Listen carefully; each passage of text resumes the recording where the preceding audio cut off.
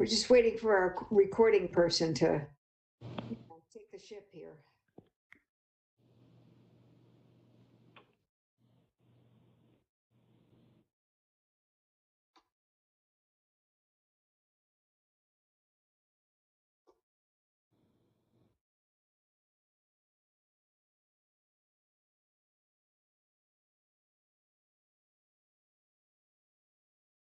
Yes. Yes, it says yes. So we're ready to go when you are, Beth. Okay, I'm ready. Wonderful. And we have a quorum, which is great. Good evening, everyone. I'd like to welcome you to the Wednesday, August 12th, 2020, regular meeting of the Board of Selectmen. In accordance with Governor Lamont's Executive Order 7B, Section 1, which suspends the open meeting requirements of in-person participation, audio and video of this regular meeting will be simultaneously televised on Channel 79 and YouTube in order to allow the public to view and listen to the meeting. In-person attendance will not be permitted. Comments for the 6 p.m. public comments for the 6 p.m. public comments segment may be emailed to Tony Belinsky until 3 p.m. That was listed at the top of the agenda. So with that, I will call the roll call of Board of Selectmen if appropriate. Beth Heller is here. Sandy Stein.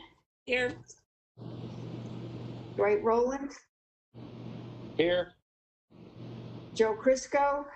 Here. Mika Cardozo. Here. And who am I forgetting here? Joe Dye.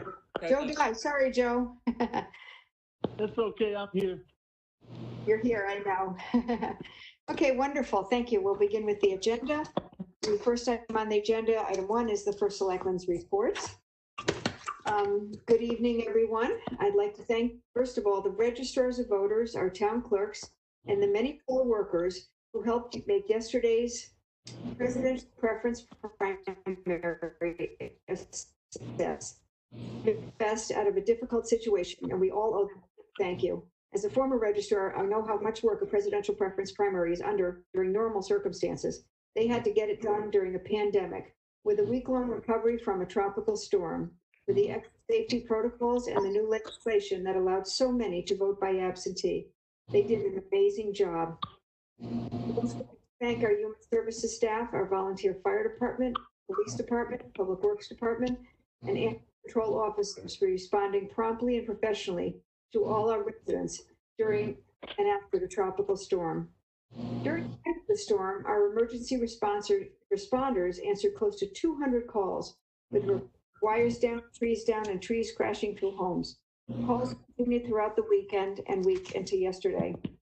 We set up outdoor charging stations so that people could charge their devices, also publicized that potable water was available at the center building and our firehouse. Massaro Farm stepped up and offered charging stations and water as well. As of 2 p.m. yesterday, 1 week after the storm, the last were reconnected to power. Cable problems continue, and we are working to resolve those. We've also waived the fee to dispose of brush in the transfer station to aid residents in their cleanup efforts. Starting Monday, August 17th, the Public Works crew will be coming by each street in town, just again, one time only, to pick up storm-related debris. We are asking that residents please cut limbs to 4 feet or less. Luckily, we did not need to open our shelter, but we were prepared if necessary to do so, even during a pandemic. Everyone informed, we sent out an e-newsletter, kept Facebook updated, and I sent several CT alerts to all residents. I've been asked to remind folks to sign up to be added to the Human Services Emergency Call List. This list is for residents who are elderly, have a health issue, or are disabled. During emergencies, the department calls residents on the list to ensure that they are safe and offer any help they might need. Our police and fire department are also at the ready to help. To be added to the list, please call 203-389-3429. As another reminder, residents who wish to receive emergency updates from the town must sign up for CT Alert at ctalert.gov. It's very easy. The statewide system uses the reverse 911 system to reach everyone with a landline, and you can also sign up to receive notifications on your cell, text, or by email.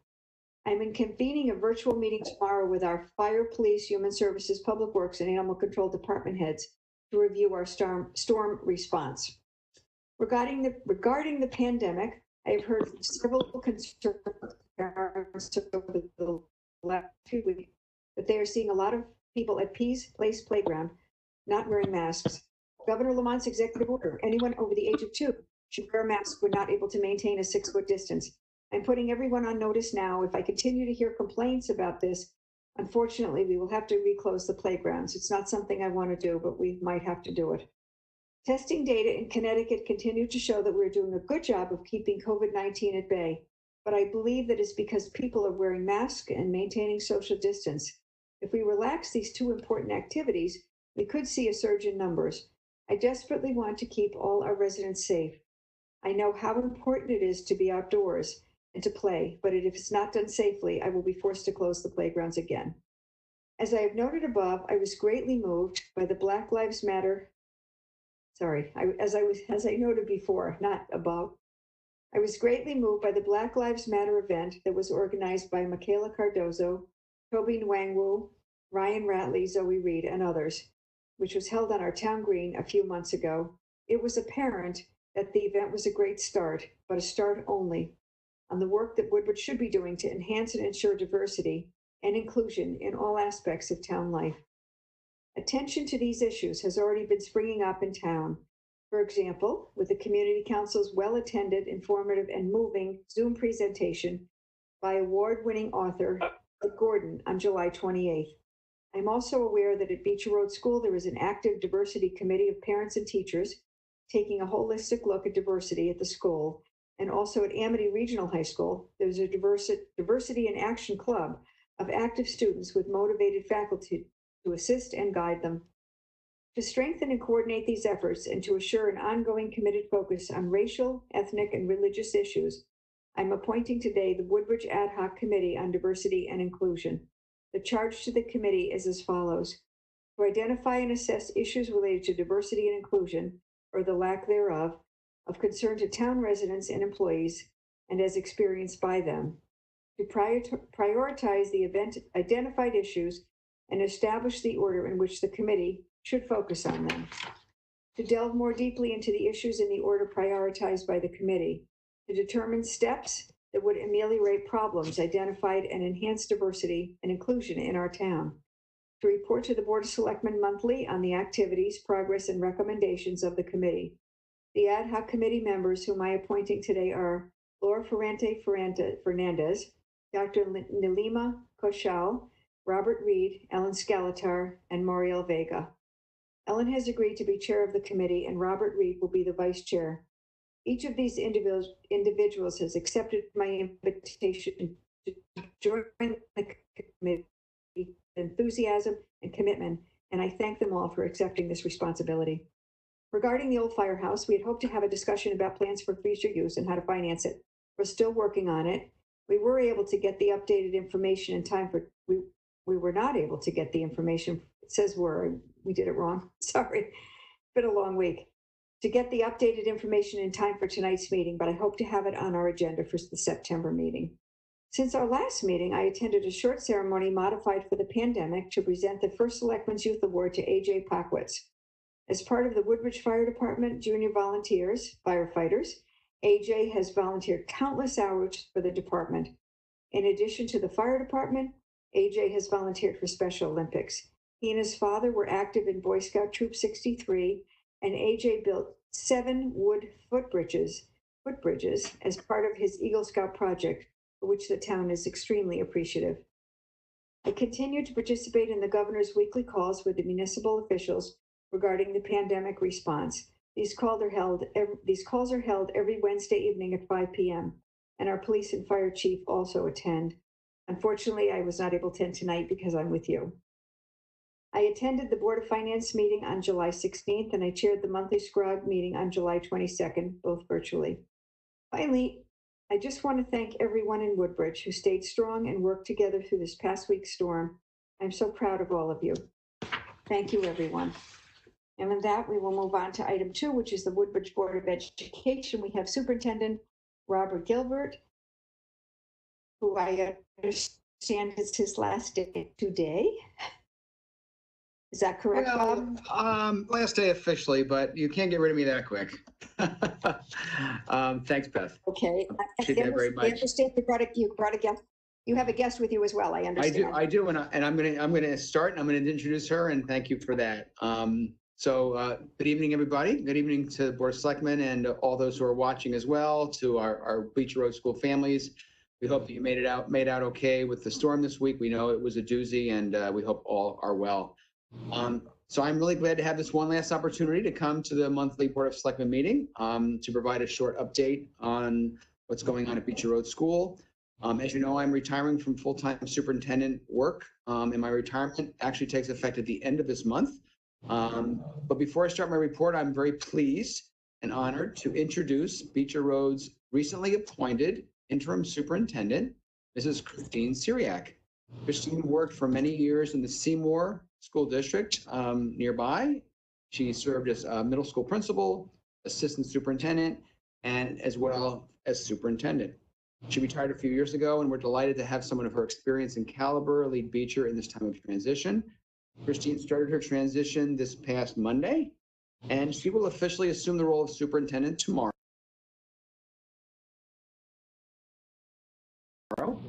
And I will be working through the rest of the month to assist in her transition as well as in the process of reopening school.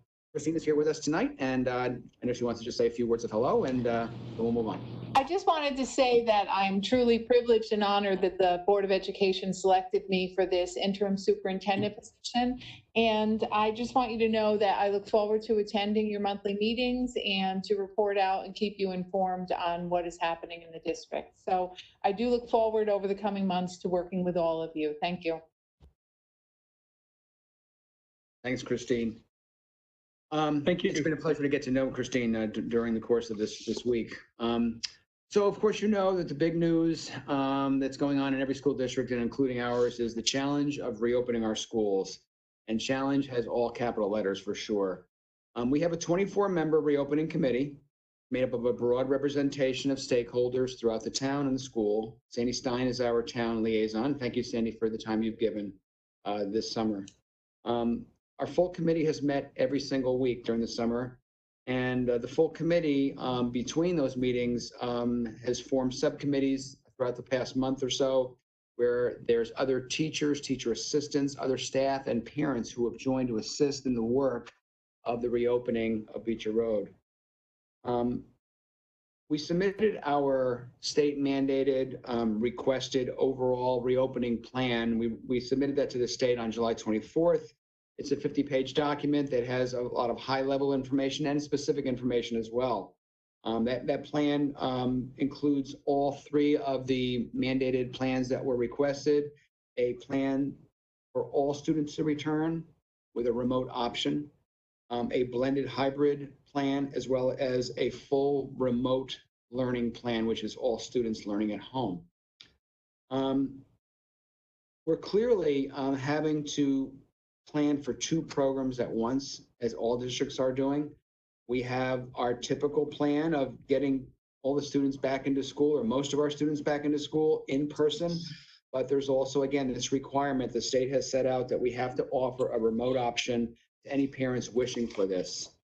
So we're working hard at that, at both of those. This is an enormous task. There's logistics, there's educational considerations. There's obviously, and most importantly, safety considerations. But there are significant staffing and budgetary implications that are going on in having to run both of these simultaneously. And of course, we're working at that and working very hard at that. We've had several additional board meetings this past summer. Additional board meetings to provide updates to the board and updates to the public and the parents and the staff. Within these extra meetings and between these extra meetings, we've provided communication home to parents on a regular basis.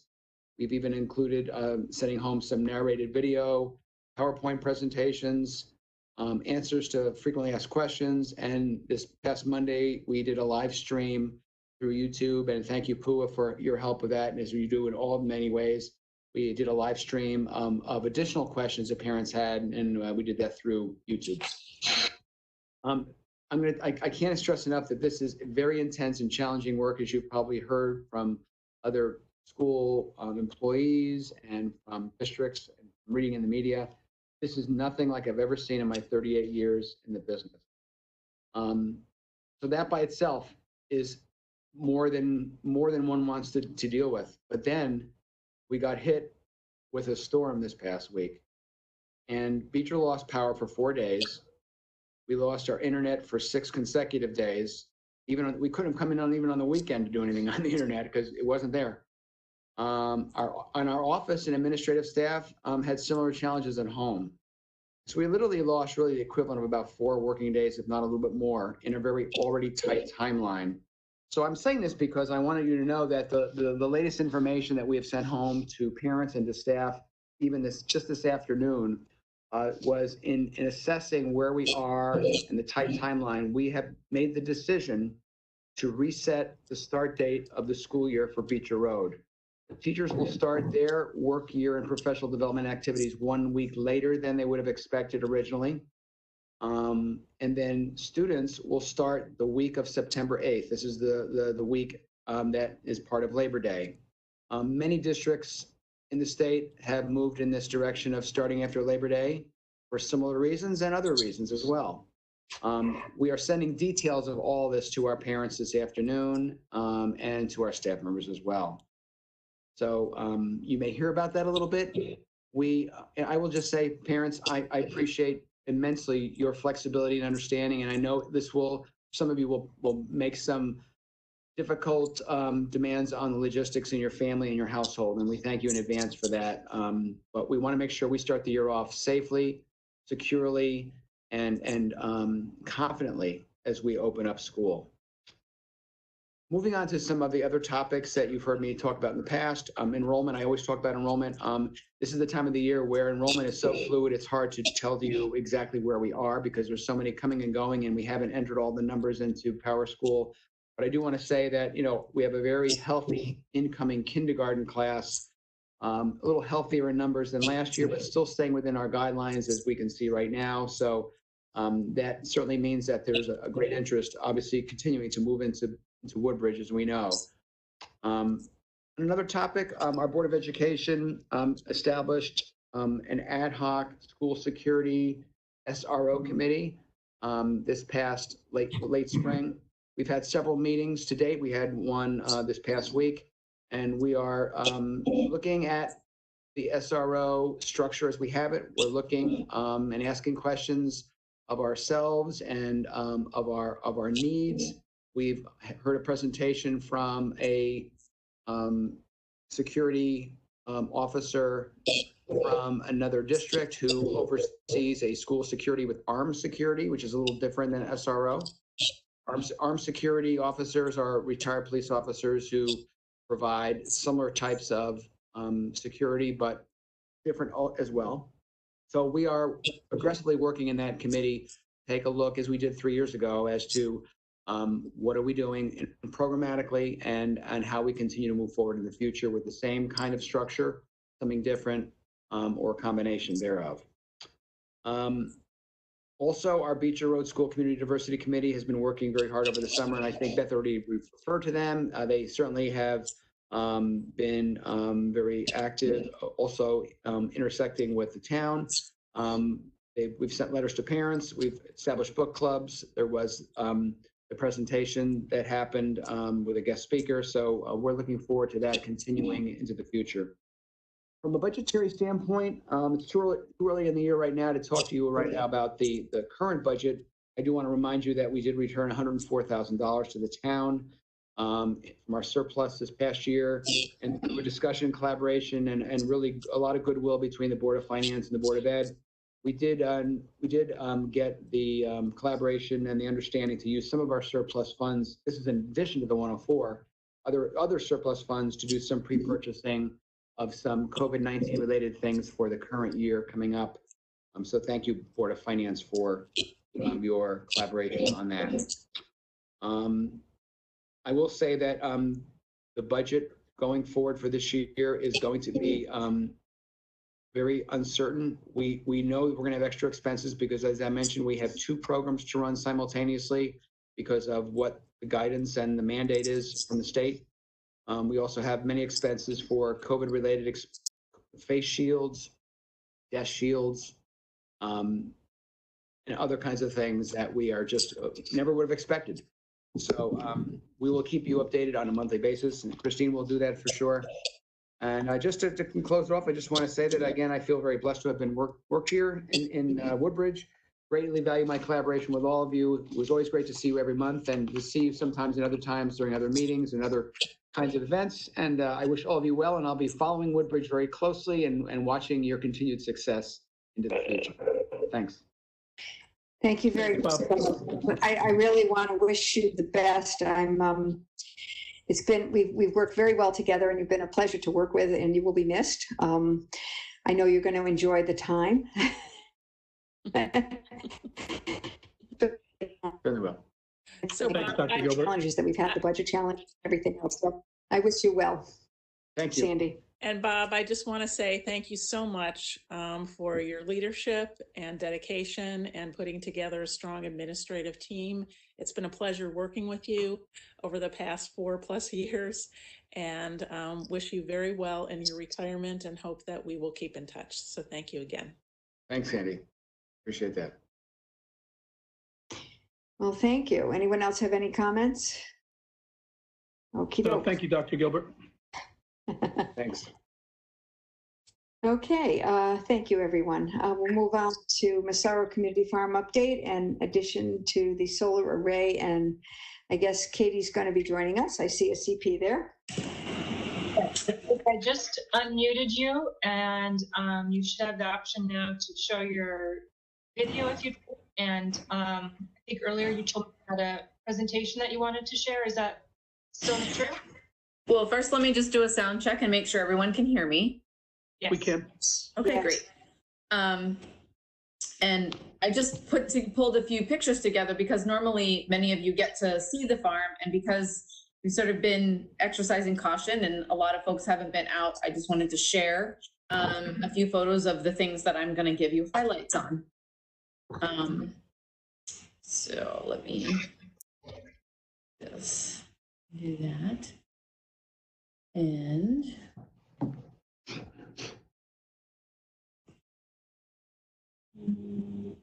let's do this. All right.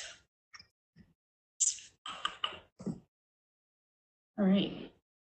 Thank you for putting me on the agenda this afternoon and just allowing me to give you all an update.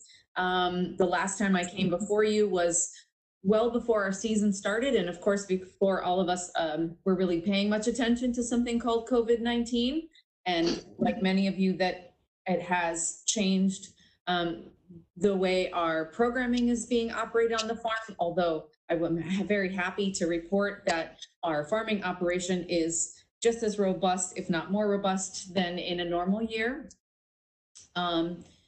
So I wanted the opportunity to just give you some highlights here. I'm really pleased that unlike many businesses which had to scale back or shut down, we had, thanks to strong support and a strong interest by a lot of community members and residents in getting their food from community farms and local sources.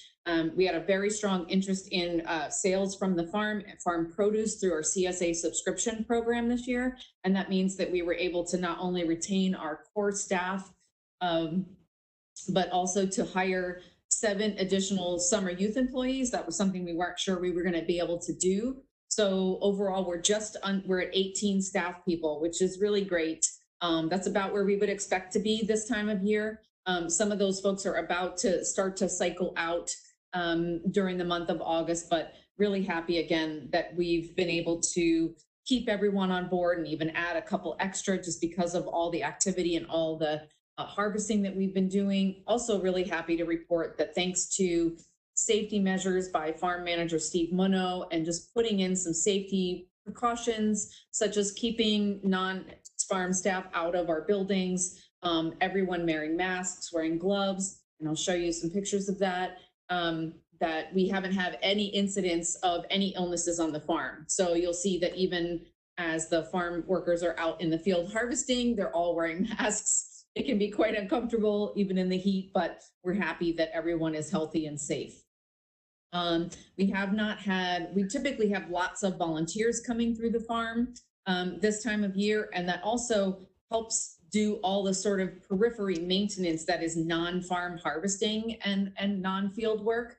And without that, folks, we're really seeing a big impact. So that means more for the staff to pick up, hence the additional staff people and staff hours. However, we did start we put some safety protocols in place in June, which allowed some volunteers to return. So we're happy that people who would normally help out with our weekly CSA distribution, as well as just general farm chores, animal care, and things like that, have been coming on an individual basis during certain hours. We are sort of maintaining separation between volunteers and paid farm staff, which is also helping make sure everyone is safe. And I will say that one of the other things the farm took on this year was we collaborated with the Valley United Way to take on the facility and oversight of the 13 community gardens that the Valley United Way created over the last 2 to 3 summers. And that has also enjoined another 10 volunteers. So folks from across the Valley community, including some scouts and groups like that who are helping to maintain these community garden plots. And we are just starting to see harvest come out of those community gardens. And that's kind of flowing nicely into our food donation program. So what we're harvesting, if folks in the community are not already taking it, is getting added to our food donations. So community gardens is a new project for us. It probably won't be a consistent ongoing project, but we will maintain some involvement. We were able to assist with this just because we don't have a ton of on-farm programming happening right now in the season. So we were able to allocate some staff hours to kind of support this effort. And again, it really does fold in nicely with a lot of our collaboration with the various food pantries, schools, and other organizations that are doing summer meals, all of that sort of hunger relief effort that the farm is already tied into. So it seemed like a good fit, and we'll be working with the Valley Health and Human Services Task Force and other member agencies across the Valley to sort of develop a longer-term plan for how these neighborhood gardens and community gardens get maintained for the long term.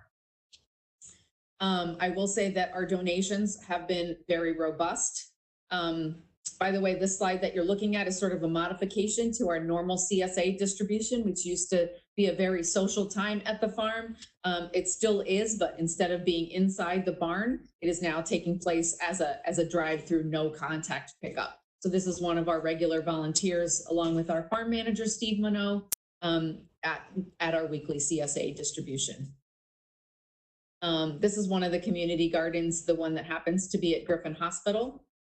They have quite an active group from the hospital as well, helping to maintain this, but this happens to be a farm neighbor who lives right across the street who's helping to take care of that garden. As I was mentioning, our food donations have been very robust. I don't even have an exact count because we are so busy that I haven't even gotten an updated total from the farm manager, but I can tell you that we've been consistently donating since our CSA began the second week of June.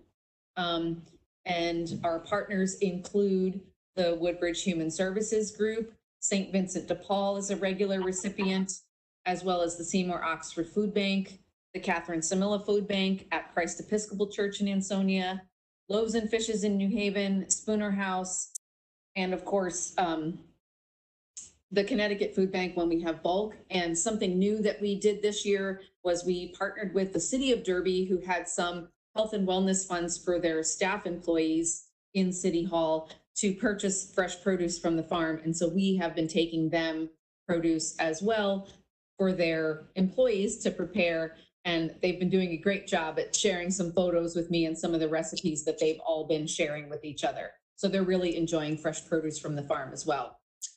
This photo happened to be a day when we had a group of Boy Scouts doing an Eagle Scout project on the farm, and they showed up just when all the produce needed to be carried out for the food bank truck.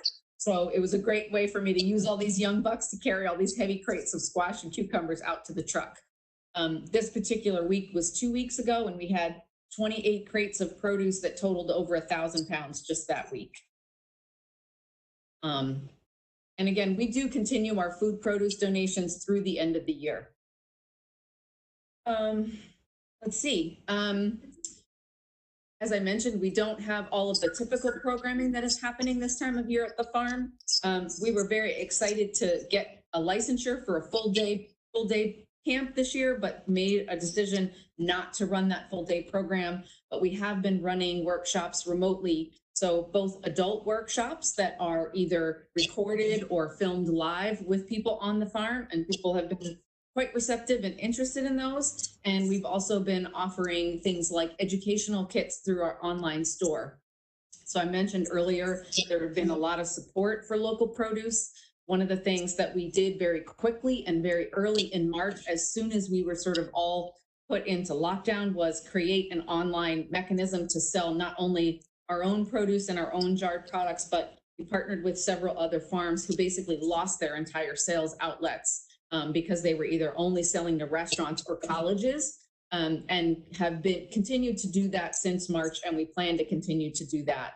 So that includes milk, eggs, cheese, meat products from the local Woodbridge farmer, mushrooms, in addition to Masaro products, produce, honey, and now the educational kits. So we're very pleased that we were able to pivot quickly and offer this, and the interest has remained strong. One of the things we also did in July was partner with a couple of caterers to bring meal deliveries to farm customers and anybody who wanted to purchase meals that were made using farm produce, which also supports these local caterers that have been customers of the farm. We felt that that was particularly important because caterers were not eligible to receive stimulus money under the CARES Act. And so a lot of them were hit very hard.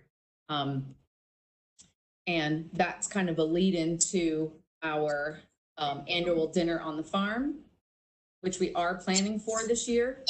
It's going to be a virtual event where people can pick up a meal from the farm. It's going to be a multi-course meal and a cocktail mix. And we do have some exciting things planned to sort of bring the farm to you by offering a program that folks can experience with us at home. So there's going to be some music, some live interaction, some raffle drawings, and some recorded clips from both our staff and our chefs that are going to be bringing these meals to you. And we hope that that will be an enjoyable evening for everyone. So again, we've had a strong interest from the community, but we did lose quite a bit of revenue this year because of not being able to offer certain of our educational programs. I'm very grateful that by acting quickly with Citizens Bank, we were able to secure some stimulus funds, but that still has quite an impact for a small organization like us. So we do have these two other events planned, both this one that you're looking at and also a live concert that we are planning, which will be online probably in November, and we're putting the final details together for that. I will say, like most of you and most of other businesses, we continue to meet much more regularly than usual, as Bob alluded to. We're sort of constantly trying to pivot and respond to what the community needs and wants. And we're really grateful that as a small organization, we're able to do that. So we are very grateful for all of the support. And yeah, we look forward to bringing you another solid update at the end of the season. I actually want to say that I did not know that there was going to be the solar issue on the agenda. So I'm happy to take questions about that, but I don't know if there is something particular that's trying to be addressed.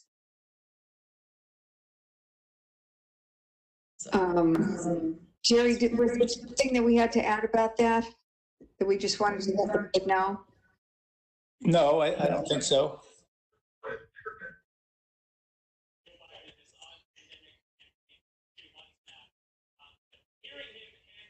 So are there no questions about the solar? Other than, I just might say that Dave, the farm has been talking to me about the agreement, and we're looking at the agreement. I made a couple of suggestions, right, Katie, to you? One suggestion, I think. So the situation that we're in right now is that we've had a large solar installation, which was made as a gift to the farm. It greatly expanded our capacity. We brought all the plans and things to you in a meeting that was approved last October. One of the final things is that the UI and the solar installer put net meters on our building. And we basically have to fill out a form that gives us the credit for being a zero emission electric generator. It's a form that is approved, created by UI and approved by the PURA group. So I don't know that we have the ability. And actually I received an email back from Sunlight Solar today saying that they did not think that UI or PURA were going to approve changes. It's just a form allowing us to receive the credit. There's nothing there's no committing to anything on our behalf. All of the work has already been done. So we can certainly address that offline, but. Right. I made one suggested change. Beth has to sign it on behalf of the town, and there were some representations that they asked her to make. We can talk about this later as to whether it's acceptable or whether they'll make those changes. But other than that, the agreement is fine. The Board of Selectmen has already approved the solar array in October, as Katie said, so I think we're good to go. Great. Katie, I have a question about the deadline for the dinner. Yes. To get your application or your reservations in. I know it's virtual, but. So the event is actually the online event is going to be September 5th. Right. And I believe that our deadline for actually ordering those is going to be the Tuesday prior to that date, Okay. which is probably September 1st. So you have some time. Okay, wonderful. Just for the viewing public as well. Thank you so much. Okay. Anyone else have any questions for Katie? Thanks for joining us this evening. Katie, great. Nice to see what you presented. Thank you for taking the time to do that. Absolutely. Happy to share all the good things that are going on. It's a very informative report, Katie. Thank you. All right. Yep. Anyone else? Okay, great. With that, thank you, Katie. Keep safe. All right. Thank you all. Have a good evening. See you virtually at some point, or maybe on the 5th for sure. Thanks. Thank you. And Betsy, I'd ask you to call in Professor Scarlatta now. You have in your packet his most recent report. He's coming to us. It was very informative, by the way. It was wonderful and amazing stuff that we have in this area. And I guess I would ask him now to take the lead and just give us an update. He needs to. Yep, I've just. Can you hear me? Yes, we just unmuted you. Go ahead. Is there an option to put me on to go on camera here or? Yes, I just. Okay, there it is. There you go.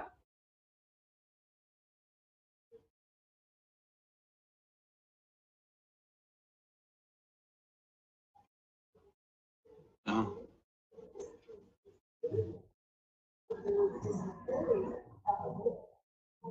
Doesn't seem to, unless it's taking a second. There's a button that you have to push to turn your video on. Should At be the bottom. bottom Oh, of your okay, I screen. see it. I see it there, yeah. Hello. So you all hear me? Mm-hmm. We can. Yes, there you are. Hello, we can see you as well. Welcome and good evening.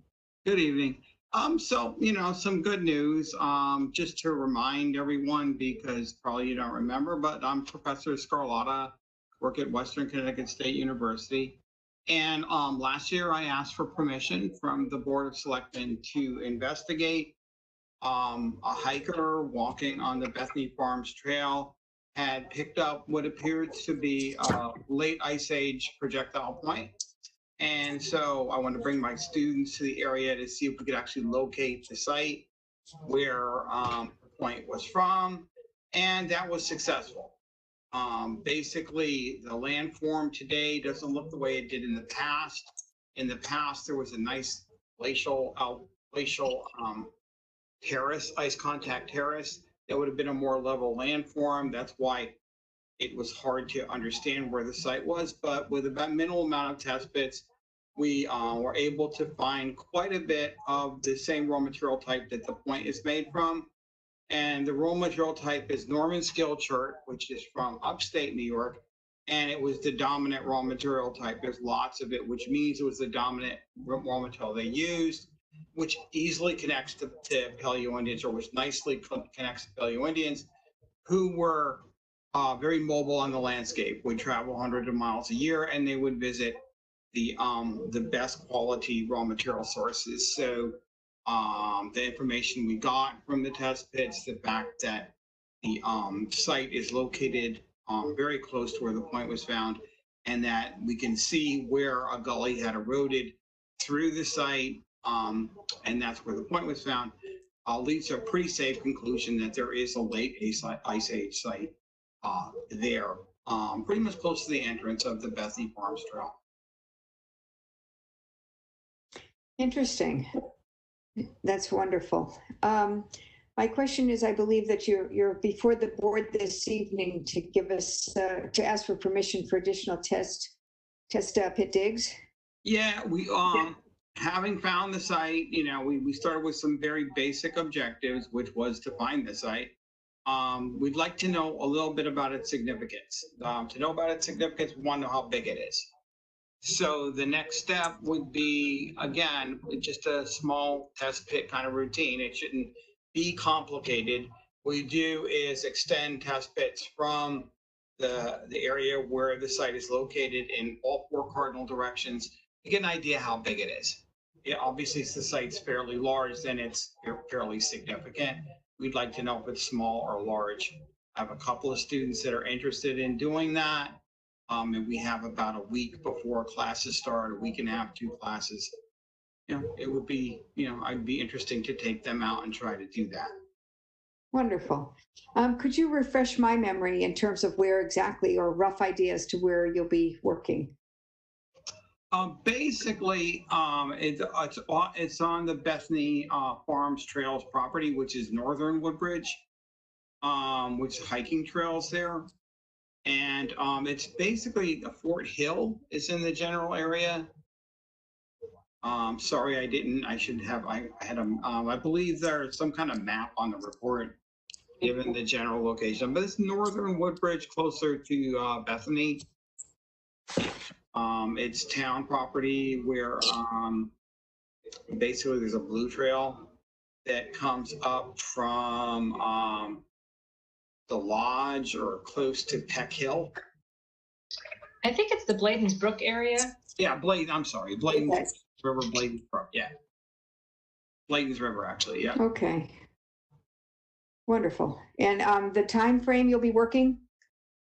In terms of the days, or we'd like to do, I mean, basically I start teaching on the 26th, so we'd like to be done by then. So sometime between now and the 26th. Okay. That much is it, yeah. Okay, that's Jerry, do we need anything else in terms of insurance or anything else from him? Well, I don't think we have ever, I don't think we've ever had this done, but I don't think we need the insurance on something like this. You're just going to go out there and dig. I think we're fine. Okay, wonderful. Okay, that's great. So would someone like to make a motion giving Professor Scarlatta the permission he needs? Thank you, Sandy. Is there a second? Dwight, second. Okay, thank you, Dwight. Dwight, second. Anyone have any questions or discussion items further for the professor? I just want to say, I think it's very exciting, and we appreciate your continued interest in really finding out what was here and sharing that with us. So thank you so much. Yeah, and of course I love, sharing it. That's the important part, because Absolutely. yes, and Great.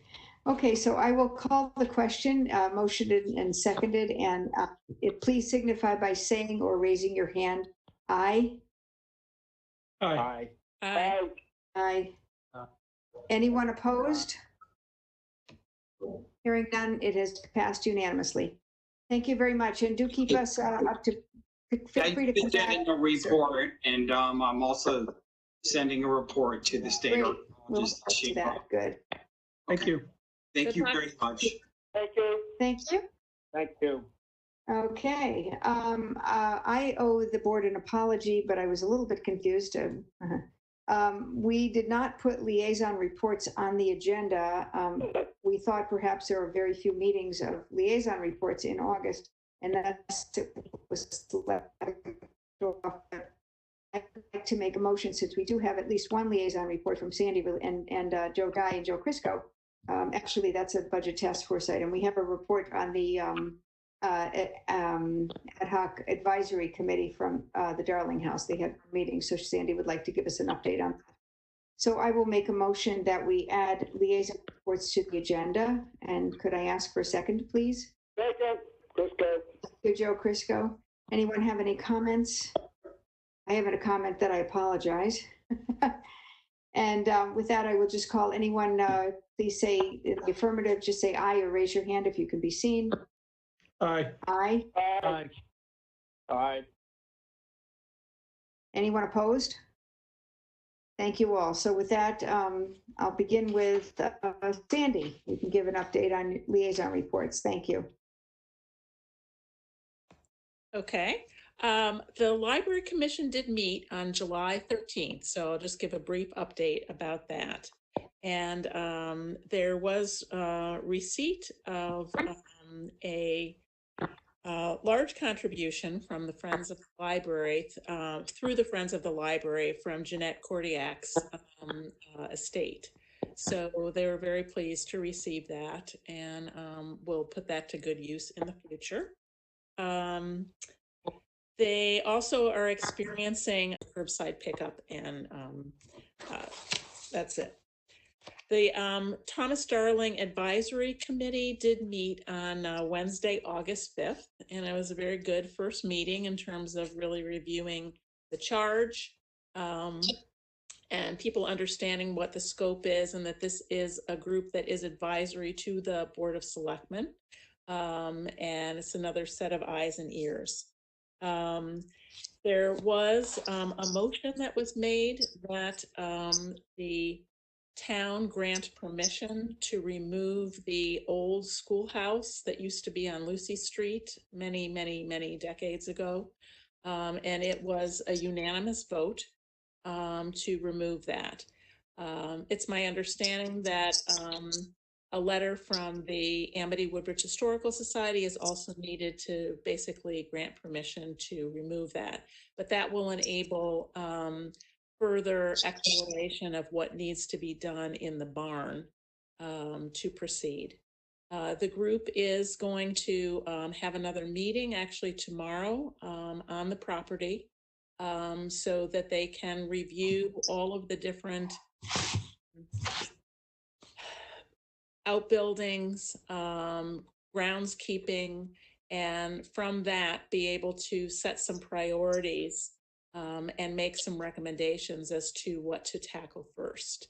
I think that it will be a very productive group, and I am the liaison to that committee, so it's been helpful to kind of be in that intermediate space.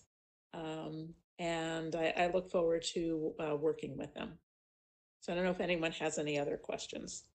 Thank you, Sandy. I will just add that I did speak with Alexia today, and she felt that in order to get the letter to send to the board or the town saying that it was okay on their side, she has to have a meeting of the board. So she anticipates I'll have it in the next couple of weeks.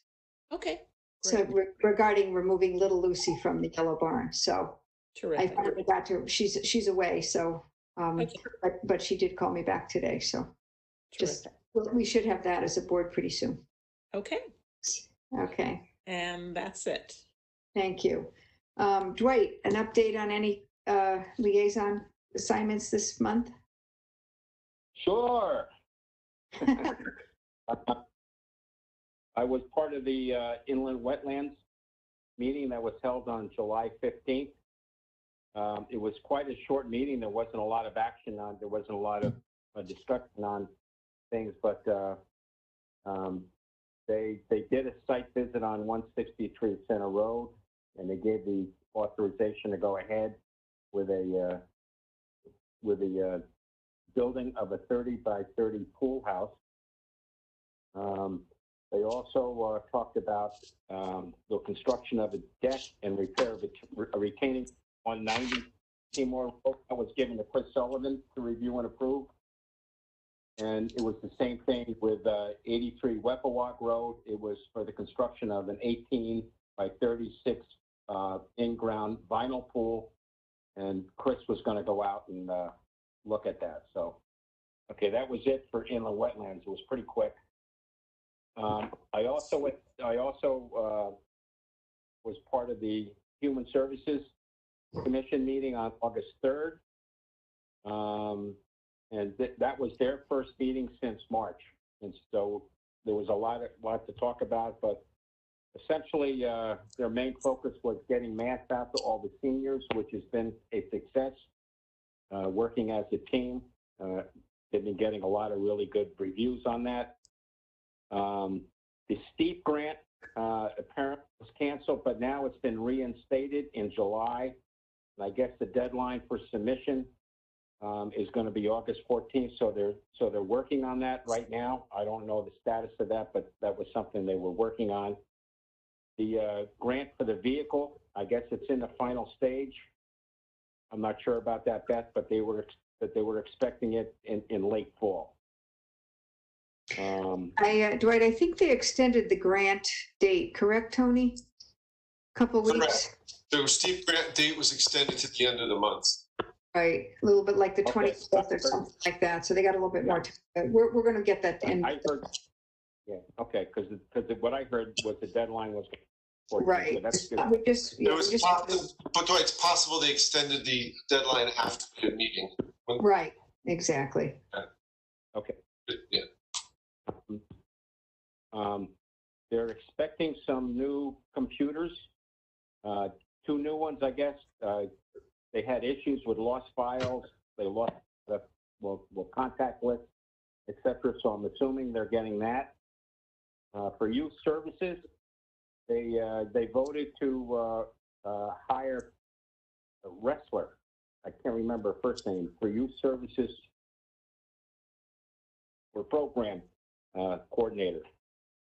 And it's going to be retroactive to April 6th because that's really when she started, but there hadn't been a meeting.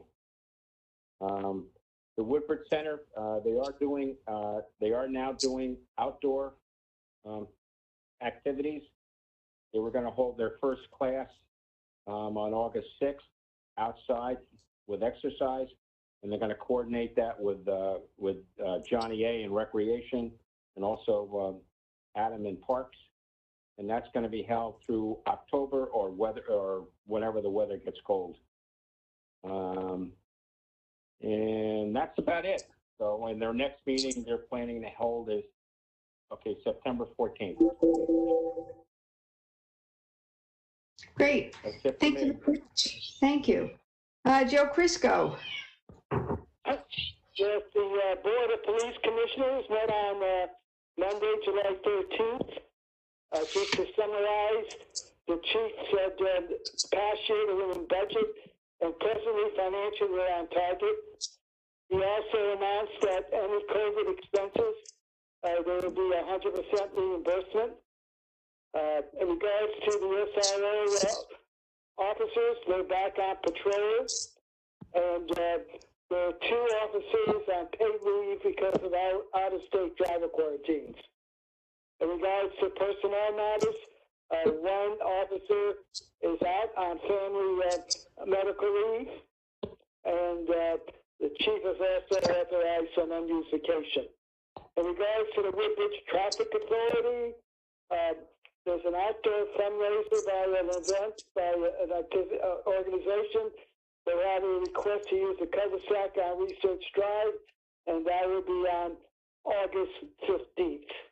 And he gave an update on the exit 59, Route 69 traffic project. In regards to the the Fire Commission, the chairman, the chief stated that any COVID-19 supplies are being received from the state.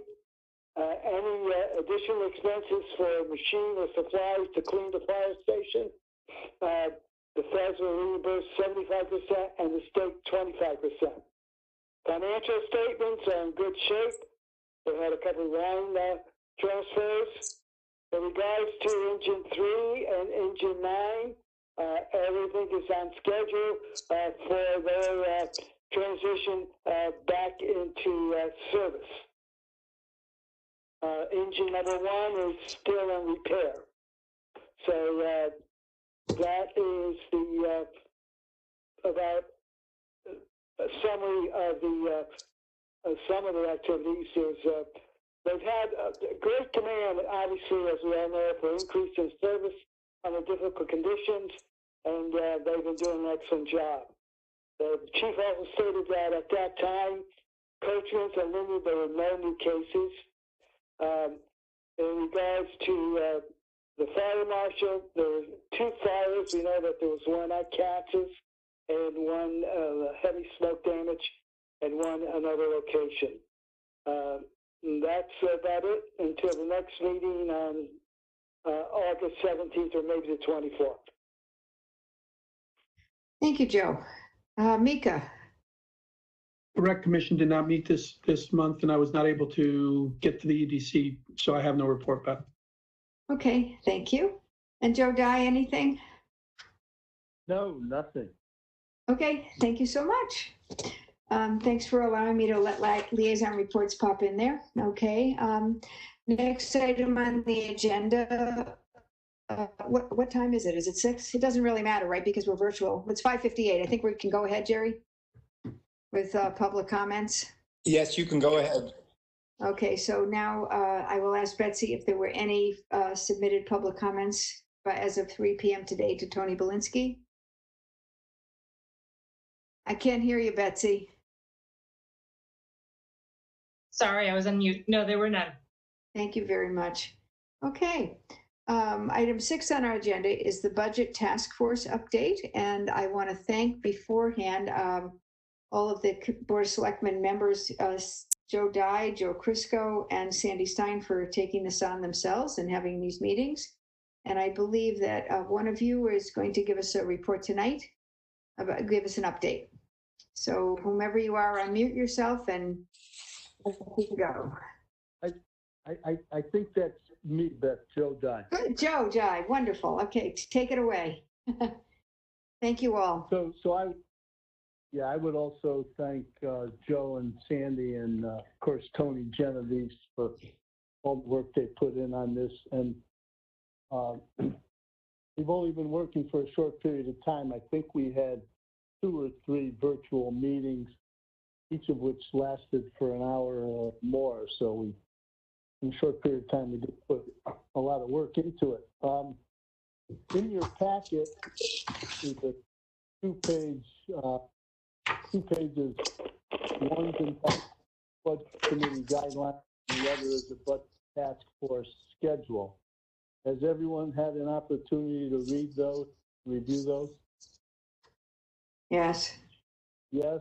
Okay, good, because that'll help. So primarily, what we did is initially, just to give you background, Tony Genovese educated us really well on the existing process, the existing budget and process and how it all works and the timeline and so forth.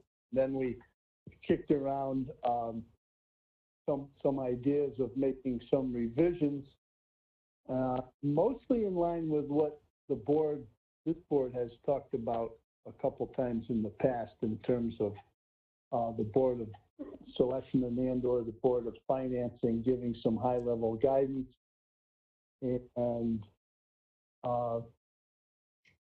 getting to the commissions and the departments and so forth, you know, a high-level guidance of what we would expect in a particular budget year, and asking them to do things a little differently. So if you look at the budget task force schedule, I think if we start there, you'll see that primarily the first 3 items are the differential in what the committee is suggesting.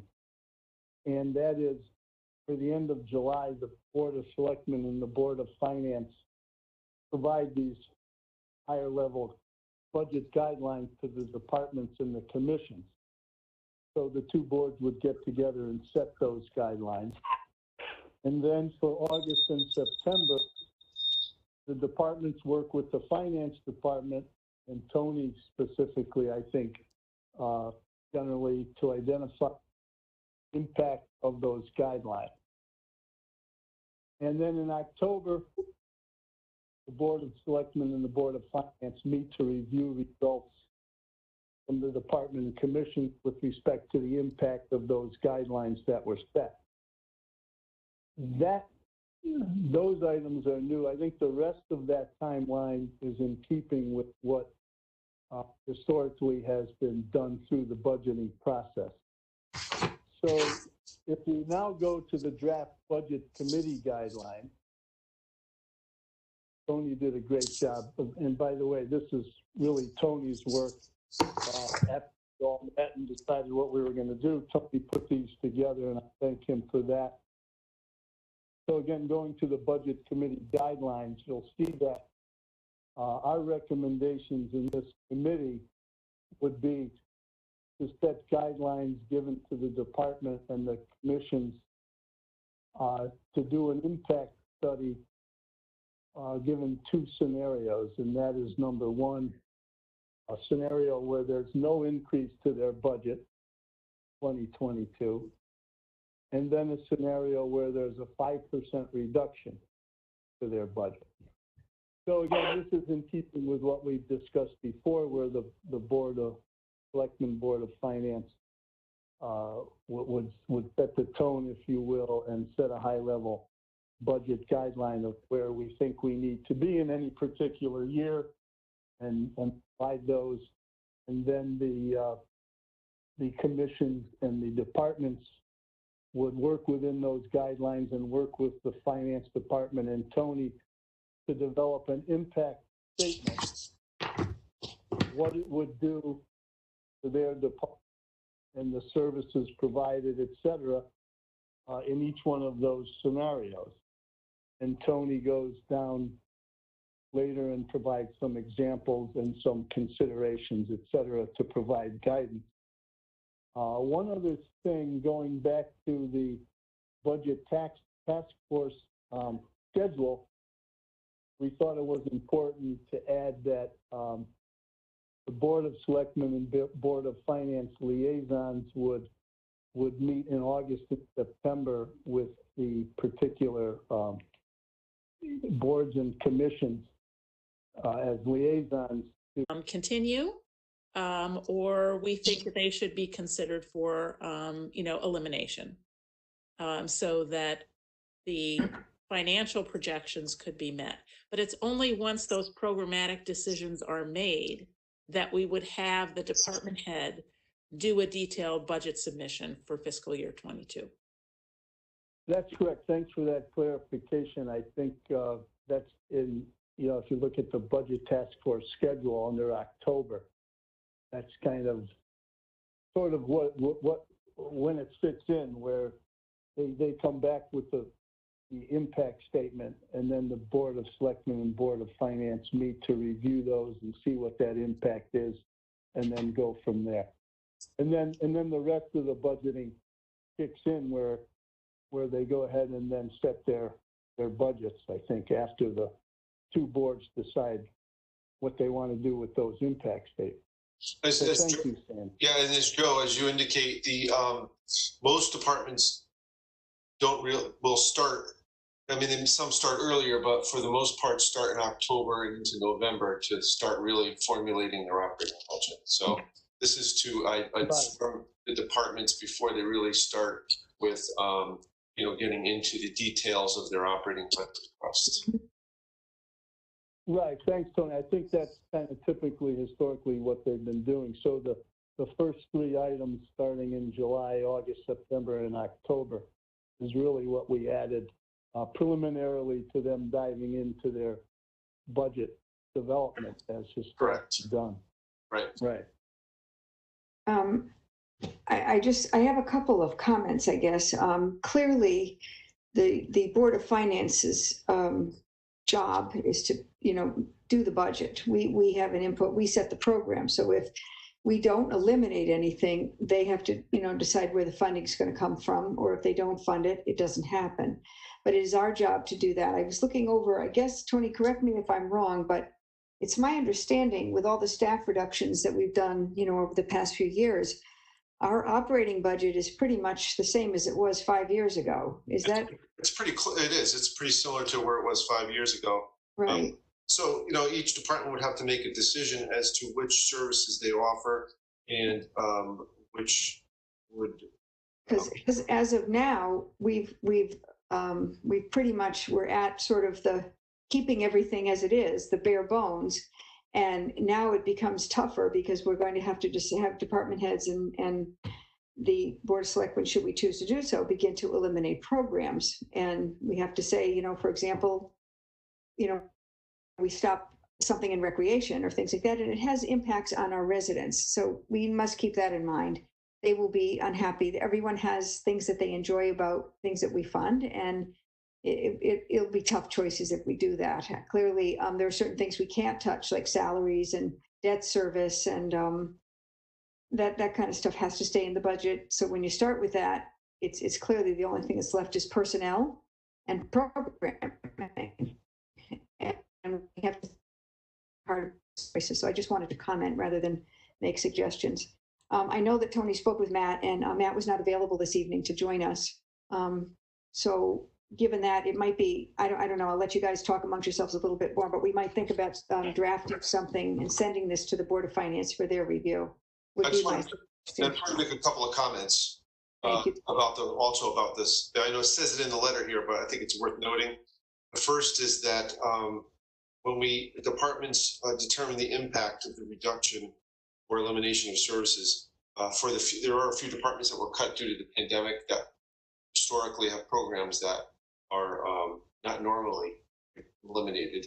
And so we would look towards their pre-pandemic budget request for this, because that's really more realistic than to say you're not going to have summer camp ever again. And I think that was sort of a one-time. And the second thing is there are departments that collect revenues. And as part of this this analysis, one way to change the bottom line or reduce it or keep it the same, keep in mind, keeping it the same means a reduction because each department has staff costs, increased costs for next year. So just keeping it as zero means you're actually cutting it 2 to 3% because you have staff costs. So one way to do that could be to raise a fee or increase a fee in some way, recreation, for instance, or the building department, or some of the other departments that have fees may take another look at their fees, and that could be a way they recommend it. You may or may not agree, but that could be a way to change that bottom line and start making plans. To that end, would it, go on. No, go ahead, Mika. I was just going to ask, to that end, Tony, in terms of what you just said, like you said, you can increase revenues. There's a department that has a capability for revenue increase, and then there's obviously others that do not. Is the committee or is the board of, I'm wondering the discussion that can be had in terms of a department that just, the only way for them to cut anything is to cut a person, and the department that has the ability to raise, for example, our waste transfer station things. Another Go on. I'm just wondering if there's an ability for collaboration between either, what group will kind of make that happen? So the selectmen have to authorize, in most cases, I think, the fee. In some cases, is that what you mean? Who would authorize? No, in terms of the communication as they're preparing it, as they're preparing their information. No, I would discuss that with the department head, and we would jointly make that recommendation. Okay. I think what's important for everyone to realize is that we're asking for them to do some scenario planning. And we haven't had the opportunity to look at budgets from that perspective before. And so it's giving us some idea of what would change if these, budget targets were met. And it's not applying just one criteria across the board and saying everybody must do this. It's really trying to be more thoughtful than that and understanding the impact individually on each of the departments. Yeah, that's true. And then some departments may give you 2 or 3 examples. Correct. And say, you know, I could eliminate this, I can eliminate that, I can change a few here. Examples. Right. So it's really engaging more in more dialogue with them about what would change in their department under these, you know, financial scenarios. Okay, so what would the board's pleasure be next to go forward with this?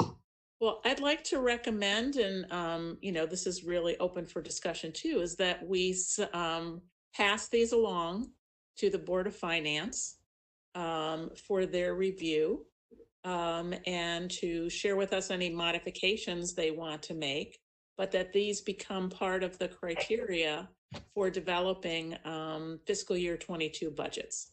Mm-hmm. Right, we can pass this along to the Board of Finance and for their review. That's perfect. So I don't think that we need a motion if there's consensus on this. Correct. You don't need a motion for this, Beth. Okay. So is there anything that anyone would like to add or take away? I think you guys, and especially Tony, you were just awesome. Thank you very much for putting this together. Tony, I know was just a rock star. You did a really great job guiding us through, so thank you. It's a lot of preparation, a lot of time, and certainly having these committee meetings, you get more questions come out of it, and he has to go back things up, and I know it was very difficult, and I appreciate it in the middle of everything else going on with us. Right. So if that's okay with everyone, we'll just, maybe the committee could just draft something together, you know, a letter to, and send this off to the Board of Finance as it is, unless someone wants to add anything or change anything. So I think the other thing I just want to mention is there's, you know, some of the very small departments, there are some departments that there are no changes to, or our utilities or debt service, or I mean, there are some departments this won't apply to. Just want to make that point. Right. Yeah. Probate court. Probate court, for example. Set. We have no choice. EMS pretty much is contract. Right. Right. I think also it's important to note that with the Woodbridge Board of Education, we can ask them for a 0% scenario, but we cannot ask them for a reduction of 5%. Right. There's a certain very restrictive ways that you can get a reduction, and it would involve enrollment reductions and other things which don't apply. Right. Right. Okay. And again, I would like to compliment you, Tony. It's harder to actually get something down to 1 page than it is to make it 5 pages. So you did a great job. It's very concise. There's really good examples. And I think that if we can move forward with this, it will provide us with some new insight, both the Board of Selectmen and the Board of Finance. Considering the existing environment, it's a good plan, Sandy. Thank you. Thank you all. And you didn't even have to put it in a font 6. It's got 1 page. That's right. Which my eyes won't work. Joe Dye, are you trying to say something out there? Well, yeah, I was just going to try to follow up and yes, can you hear me? Yes. Yeah. I was just going to say, if you want, I will draft a letter, communicate the BOF to transmit this to them for their comments. If everyone agrees, I think we should put in some kind of time frame for them to respond, though, so we can keep this moving. The only thing is that it's for their consideration. They don't have to, am I wrong? They don't have to take any of this. I think what we're asking for is just giving them a deadline. I don't know. Are they meeting in August, Tony? Yes. Oh, they are. Okay. So we can get it to them. It's probably next week. Next Thursday, yeah. Okay. All right. Okay. So if they don't do anything with it, then that's fine, I guess. That's and okay. We'll have to distribute it too. But, okay. But I'll draft that as soon as possible and get it to before their meeting. Okay. Sound good with everyone? Yes. Okay. Perfect. Thanks all. Moving along, we have, the next item is the transfer station update with action as appropriate. And Tony has prepared a wonderful 4-page summary of where we're at with this, with color charts and everything. And I'll let you take it over, Tony, and explain. Okay. I just wanted to present a sort of an update as to where we were at the transfer station. This is more of a financial update and a informational update since the installation of the scale.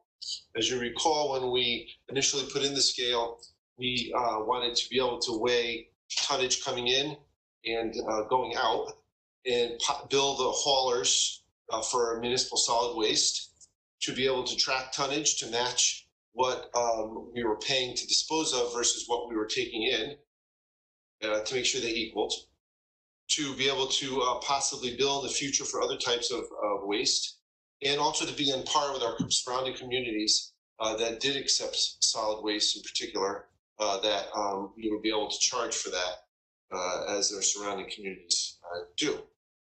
So we did that. We started the September, the scale, and we charged the haulers $90 a ton for municipal solid waste. Residents that bring their solid waste to the transfer station are not charged, and there is no charge to dispose of recycling. Currently, so since we've had the scale in, we've taken in 2,200 tons of solid waste, which we've paid $185,000 in hauling and disposal costs. We've taken in 726 tons of recycling, 559 tons of bulky waste or demolition, and 51 hauls of brush. So currently we charge $90 a ton, as I indicated, for 2 commercial haulers, and we've collected $58,500 in fees. So you'll see that's just shy of $60,000 in fees for haulers to dispose of waste at the transfer station. So of the 2,200 tons, haulers brought in 627 tons of solid waste. That's only for 10 months. So the 2,200 tons is for the year. There are 2 months where the haulers brought in waste that we could not identify because we did not have a scale. So it's probably a little higher, and we'll know fully this year, but you can see that roughly a little less than half of our tonnage comes from haulers, and the rest of it people bring in themselves. So it's an interesting fact. The haulers also brought in 302 tons of single stream recycling. As you can see, we had 700 tons. So you can see people that bring their own stuff versus people that use a hauler. Now the interesting thing, so the scale was roughly $80,000, and then there was some other costs related to installation of the scale, and so that's about $95,000, and then there was some site work that was done that was not necessarily directly related to the scale. Some of it was, some of it wasn't, but we can see that we've collected a good portion of it in already in 10 months, and we still didn't have the other 2 months. And the other interesting thing that we've noticed, if you recall previously, we did not charge haulers for where there's solid waste, and a lot of other towns did. We saw a 20% reduction in our tonnage this year for solid waste. So, Betsy, if you could just share my screen just briefly.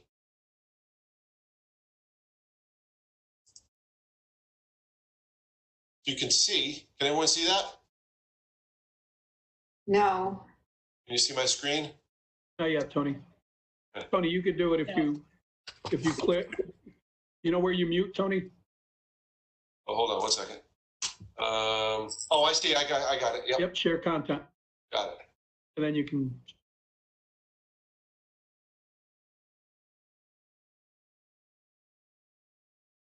Share. Okay.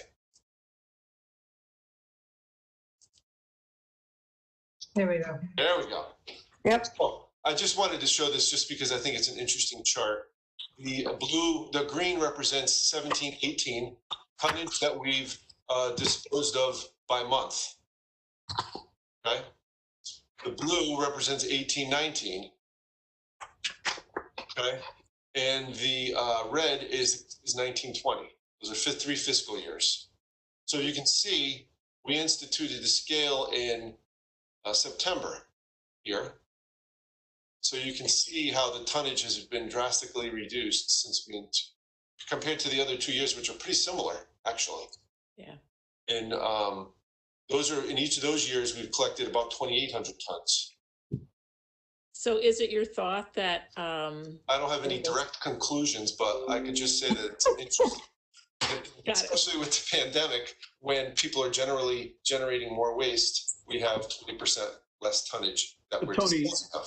Previously, in those previous periods, nobody was paying. It didn't necessarily, I mean, there could have been trucks from other places coming into our. They have to register their trucks, but right.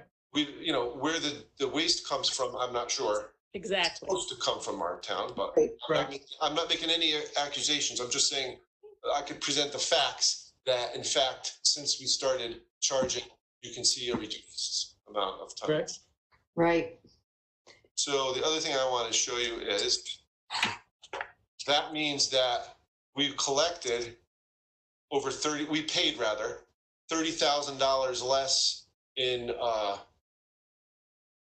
tip fees. This is just tip fees, not the hauling. It also impacts hauling because we're making fewer hauls to the burn plant. But you can see we've collected $30,000 less paid $30,000 less in tip fees from that same period. Mm-hmm.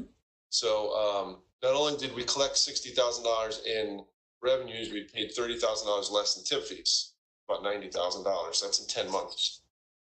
So I'm going to make that point. I got to try to unshare the screen here. Stop sharing. Okay. So I wanted to just make those points.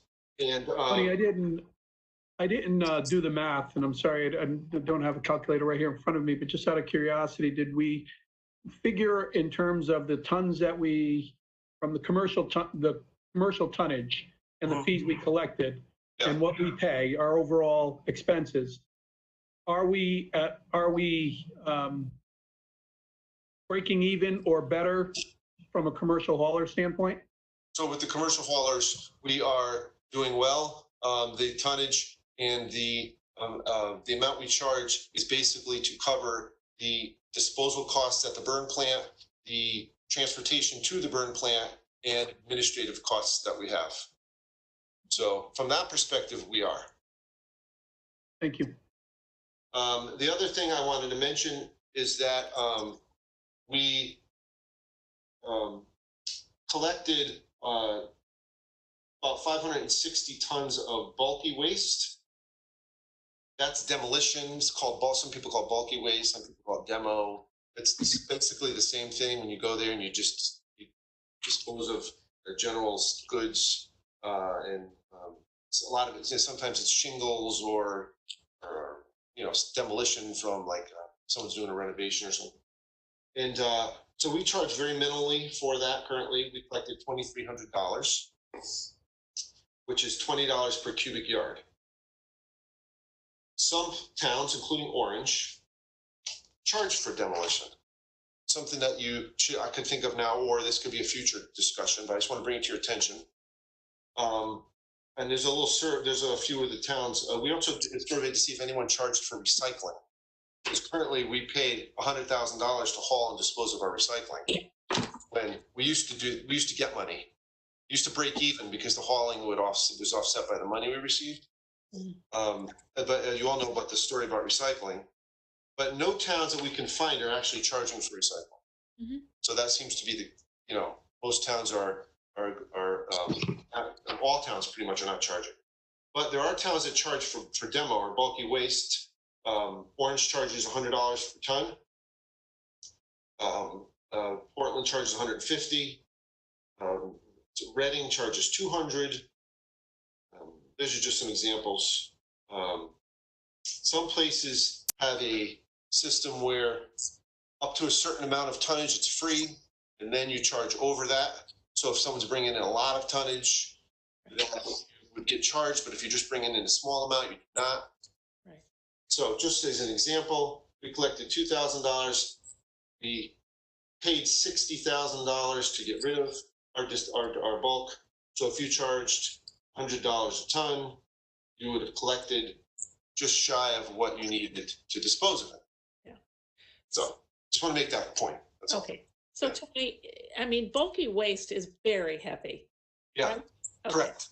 Generally, I mean, it depends what we charge per cubic yard. So if somebody comes in with 5 cubic yards of, of furniture, which has a lot of space, or even, pillows, say, and somebody comes in with 5 cubic yards of shingles, which are very heavy, we pay a lot more to dispose of the shingles than we do of the pillows, but we charge the customer the same. Right, right. So it seems to me that somehow we need to better balance the whole bulky waste. And as you indicated, there's 2 sides to this. There's weight and there's volume. And I mean, that's a cost to the town. It is. And the other issue is we're not charging for bulky waste. Right. We weren't charging for Right. solid waste. No, I'm not sure if you start charging like other towns are, what the reaction would be. I just want to. You mean to the residents? The residents are bringing this to the transfer station. Right. Hmm. So something you could think about. You don't need a decision tonight, but I just wanted to you to understand what the numbers look like. And I think we should think about it. My personal opinion is think about it a little bit longer. My concern is we're in the middle of a pandemic, and I can't see putting another fee to our residents at this point for anything. And just my heart, And I was not suggesting, Beth, that I this know. is anything that we would do I now. was not addressing it to you personally. Just that's my opinion about this to everyone. That I just feel that way at this point. I don't think I could agree to do that right now. I would totally agree with you, but I think if we're going to make a change, we always have to have a lead time where we inform people, we get, a perspective about this from the residents, that type of thing. Right. So Tony, this was extremely helpful in terms of having all this data and information and graphically representing it. I do also have a comment or a question about recycling, because I think that there are 2 ways that we could reduce our recycling costs. And one has to do with whether or not we put glass in our recycling. And you had mentioned that there were a couple of towns that were considering a project. there is, as a matter of fact, there's a pilot community. I have it here. Hold on.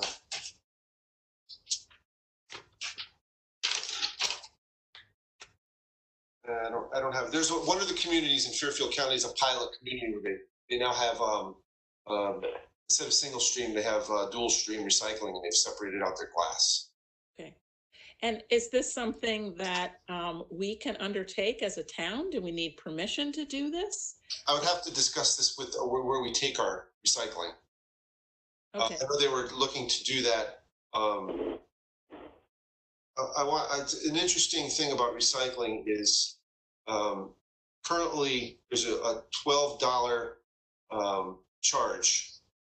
I believe it's per ton for recycling. Okay. Right. That's over and above our costs. Some items do make money. The cardboard regenerates $10 a ton. Glass, it costs $17, $18 to get rid of. So it's clearly the item that's costing us the most. The second item is contamination. Stuff that's contaminated that has to get removed from the waste stream. Those are the 2 that cost the most. Everything else is pretty much even or makes money. So glass is clearly one of the major contributors, or the major contributor. So I think that we really need to explore what our options are with this. I don't know if the sustainability committee would be willing to look into, options, what could be tackled, what kind of pilot we might be able to participate in. How do we get people to clean their glass? Do we need separate containers if we're going to separate it out? But clearly that's the heaviest recycling material. So that's what's actually helping to increase the price. And the other aspect is composting. Now, right now, food waste is in our regular municipal waste stream, but it's very heavy. And if we had a way to do more composting for the town, we could reduce the tonnage of municipal waste that goes to be burned. And so again, I would say, is this something that the Sustainability Committee would be willing to look into some options? And again, I'm not saying all of a sudden we have a town-wide approach, but perhaps piloting this. I mean, I know Beecher was piloting something with them. I think that there are options and there are people that would be willing to participate in this, just, you know, from a fundamental philosophical perspective. The one other thing I want to mention is that our recycling tonnage has gone up. Mm-hmm. And I think one thing that happened is, it's possible we're getting, our recycling is getting separated more efficiently than it was previously. Mm-hmm. If you think about, if you're paying $100 a ton to dispose of municipal solid waste, but you don't pay anything to dispose of recycling, I think that could be. Sure. And that's fine, because then it's more appropriate for it to be recycled. Right. That's how it should be, right? Yeah. But what I'm trying to do is think of how can we remove certain things from the waste stream so that we are not paying to dispose of them. Right, definitely. And obviously, you still have to dispose of the glass, but if it's separated out, there may be a more economical way of doing that. And obviously, if you're pulling out food waste from the municipal waste stream, you're going to have less tonnage. Right. Yeah. Okay. So, I think that's a good thing to look into. Absolutely. Yeah. Okay. And again, I'm not saying in the next month or two we're going to have a program, but I think that we need to start seriously thinking about what can we do as a town to have an impact in both of these areas. Okay. Agreed. Have any comment? Mika, you have something? No, I agree. Very much agree. Just Okay. to kind of start looking at it and identifying what we can do. So, and Sustainability Committee, I think, is a great place to start. Okay, we'll keep it on our radar as well. Okay. So thank you very much, Tony, for this. It was very helpful. Okay. Thanks. Okay. Item 8 on the agenda is the authorize the first selectman to sign the steep grant resolution. Hopefully you've had a chance to review it in your packet. I don't think I need to read the whole thing, but it's basically the municipal certification of resolution steep 2020. And it's just authorizing me to sign this. Does anyone have any questions, or I don't think I have this. I just want to give just a little bit of background. Go for it. The steep grant is for $128,205. Its application is due the end of the month, and we would like to use the funds to update and do some renovations at the senior center.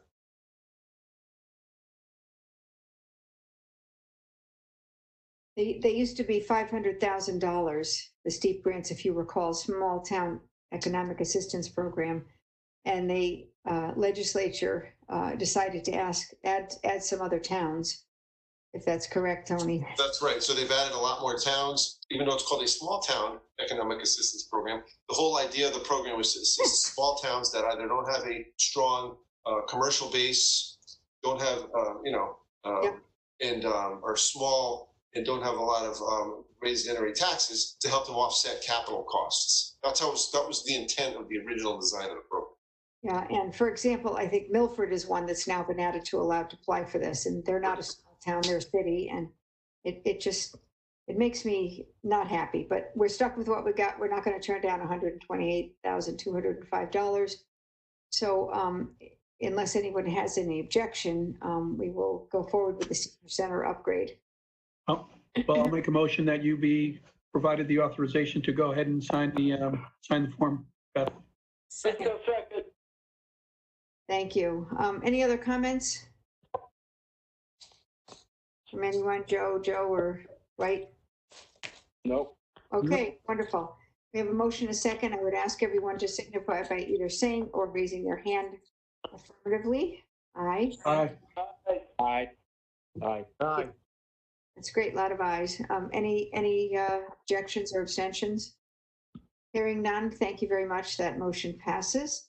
Item 9 on the agenda is the Administrative Officer Director of Finance's report. And the first item, sorry, just get my pages turned here, is line item transfer number 2021-02 in the amount of $9,787.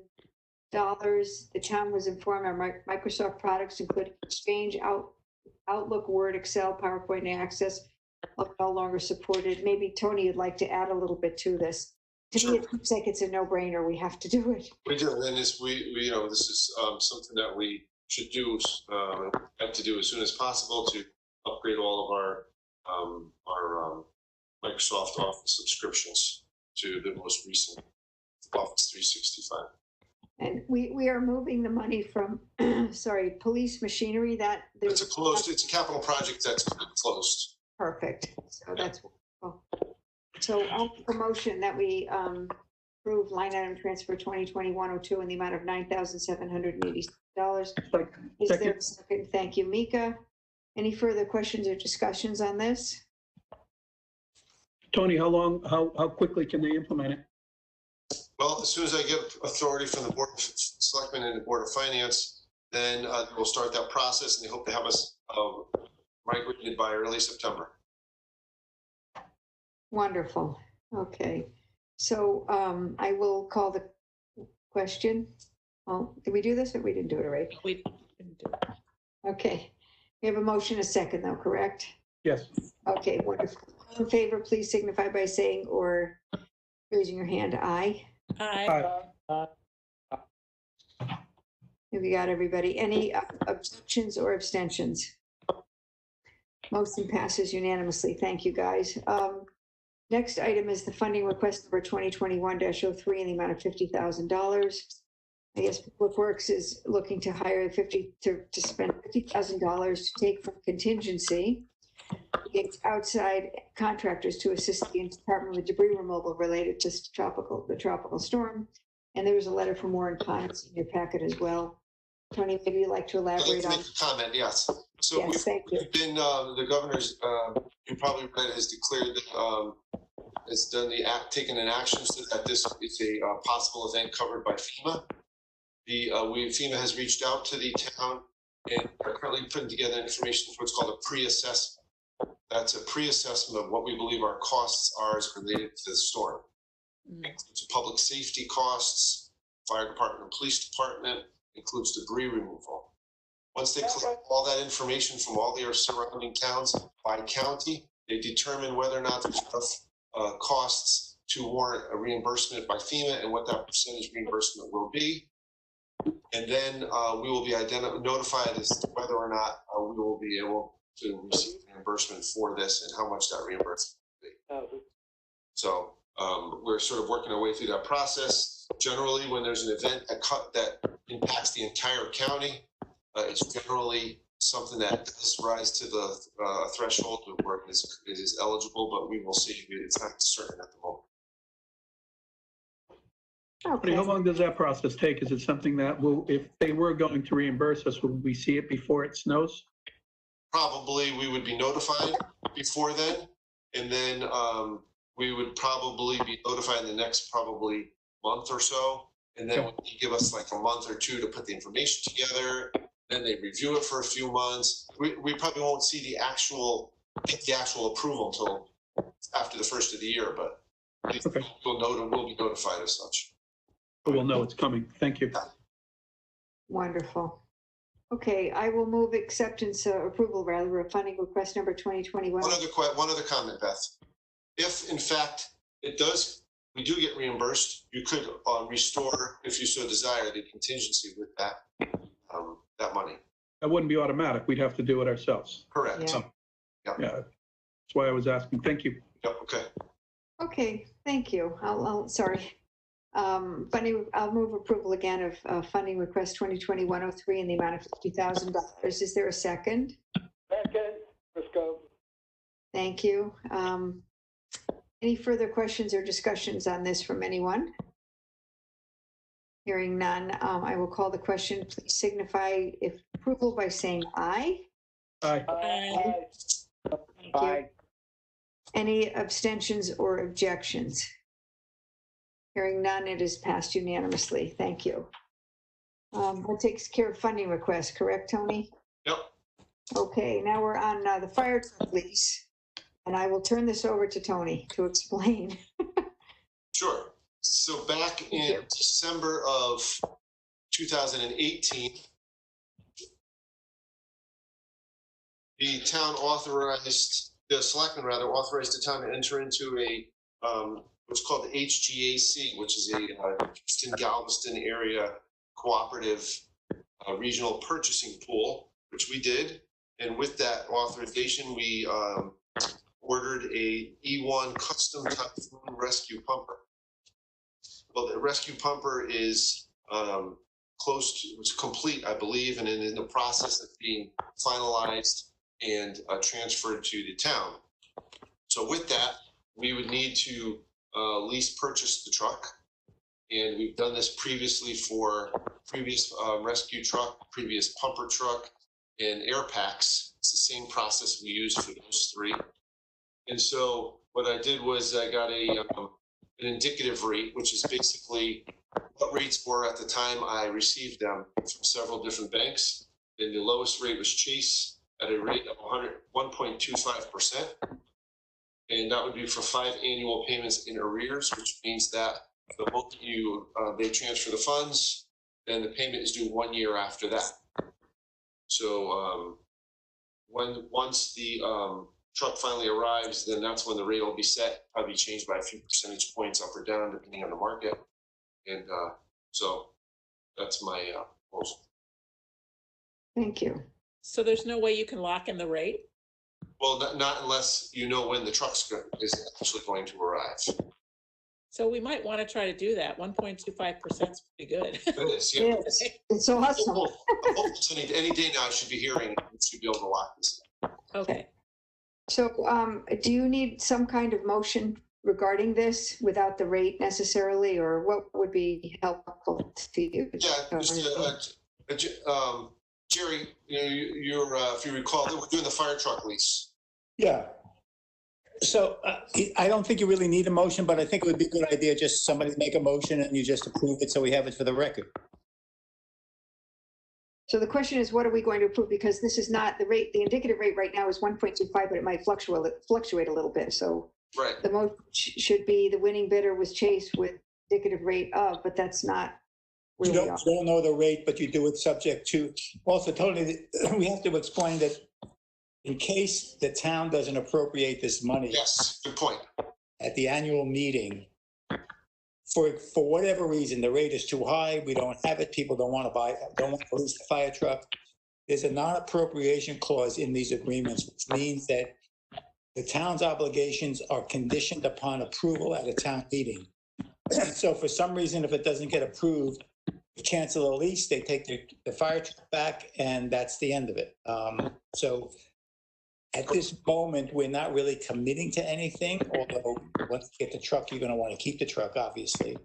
So the rate is unknown, and when it is known, the town has the flexibility of saying yes or no.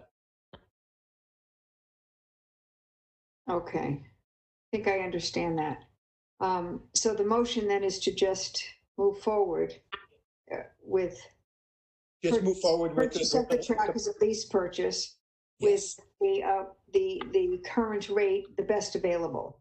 Right, and with the understanding that we don't know the rate yet. Okay. All right.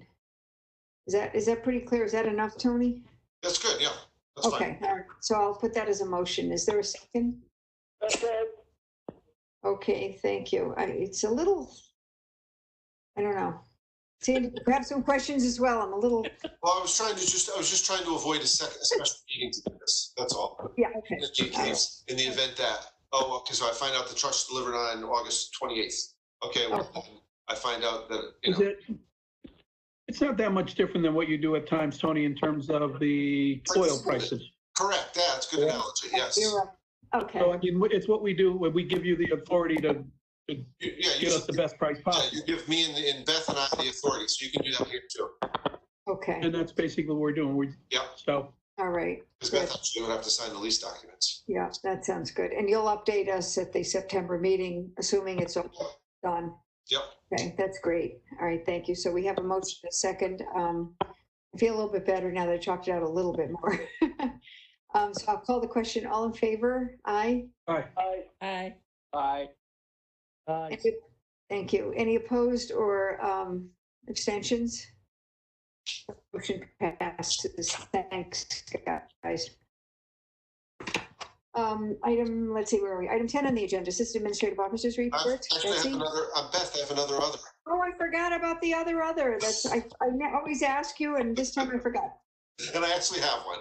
And you have another, of course. Sorry, Tim. We have a running joke at Town Hall about the other. Okay, thank you. I just wanted to give everybody that's board a snapshot of where our collections are so far. I know we've discussed this a great deal, and our tax department is doing a fabulous job as always. If you recall, they had a window which people were able to pay their taxes in person, and Belinda and Pat did a great job with that, and quite a few people took advantage of that. So we were very pleased by that. I think Pat and Linda were a little bit, they saw a lot of near misses out there, people going out. They said people drive a little too fast on Meeting House Lane. Yeah, it was kind of a scary, they were sitting there watching this all happen in slow motion, going, oh my God. But the people were really, I think, happy about having that because they like to come to Town Hall. There was a lot of folks and they stayed safe distance. I'm sorry for taking up time, but it was a great thing.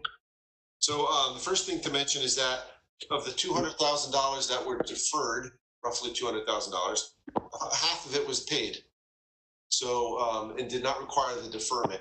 So it's basically $100,000 was deferred as a result of the action the board took. So that's good. That's very minimal.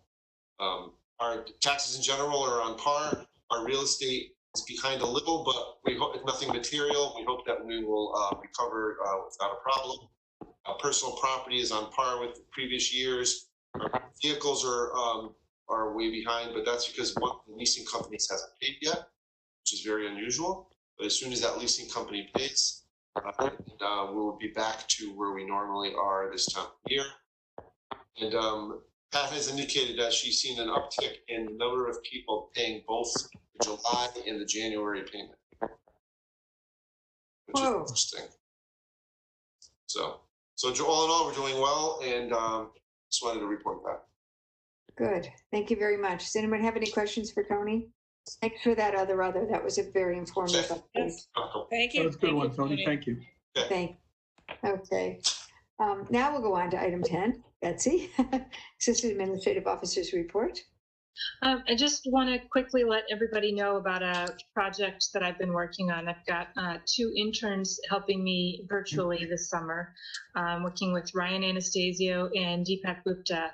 And they're doing a great job of helping me get the word out about our local retail and service businesses that happen to be open during the pandemic.